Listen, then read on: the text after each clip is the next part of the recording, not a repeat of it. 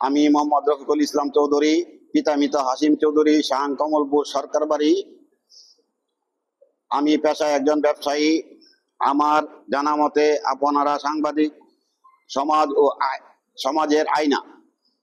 আপনাদের মাধ্যমে print media ও electronic মিডিয়ার সংবাদ প্রচারের জন্য জানাতে চাই, আমার বসত ভিটার পাশে আমি ও আমার দুই ভাই সহ মোট 3 জন পৈতৃক সূত্রে পাওয়া 20% ভূমি দীর্ঘদিন যাবৎ আমাদের ভোগ দখলে ছিল।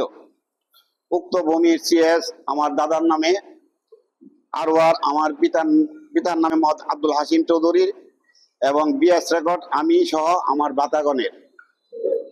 প্রিয় সাংবাদিক ভাইয়েরা, আমি অত্যন্ত দুঃখ ও ভারাক্রান্ত মনে জানাচ্ছি যে পতিত স্বৈরাচার আওয়ামী লীগ সরকারের দোসর ইটালি আওয়ামী লীগের সিনিয়র সহসভাপতি জসিমউদ্দিন ও তার স্ত্রী নীলি, স্থানীয় কিছু সন্ত্রাসী শাহাদত, রুস্তম, টুন্নু ও বশির সহ আরো কিছু দুষ্কৃতী দ্বারা আমার দখলীয় ভূমির সীমানার প্রাচীর ও টিনের বেড়া ভেঙে অবৈধভাবে দখল ও দেওয়াল নির্মাণ করিতেছে।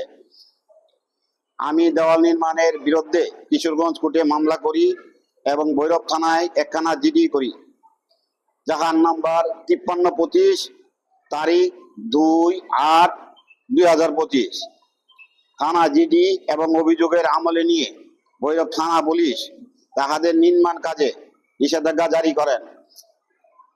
থানা নিষেধাজ্ঞা অমান্য করে আওয়ামী লীগের নেত্রী নীলি ও তার দলবল দেশীয় অস্ত্র, রামদা, বল্লম, হকি স্টিক নিয়ে পাহাড়রত অবস্থায় নির্মাণ কাজ চালিয়ে যাচ্ছে। আমি আপনাদের সাংবাদিক ভাইদের মাধ্যমে থানা, পুলিশ, আইন শৃঙ্খলা বাহিনীর অবগত করিতেছি যে প্রয়োজনীয় ব্যবস্থা গ্রহণ পূর্বক অবৈধ দখলদারদের হাত থেকে আমার পৈতৃক ভূমির উদ্ধার ও আমার জানমালের নিরাপত্তার ব্যবস্থা গ্রহণ করার জন্য আকুল আবেদন জানাচ্ছি।